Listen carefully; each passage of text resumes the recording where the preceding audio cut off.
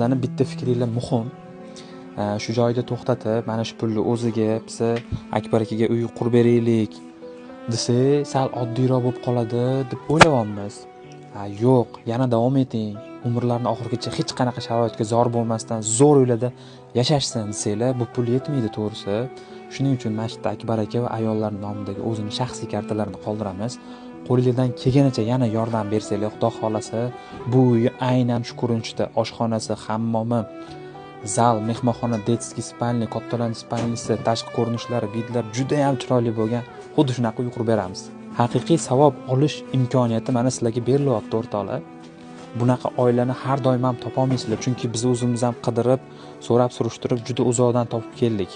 Ishoninglar, bu atrofda bunaqa boshqa oila yo'q.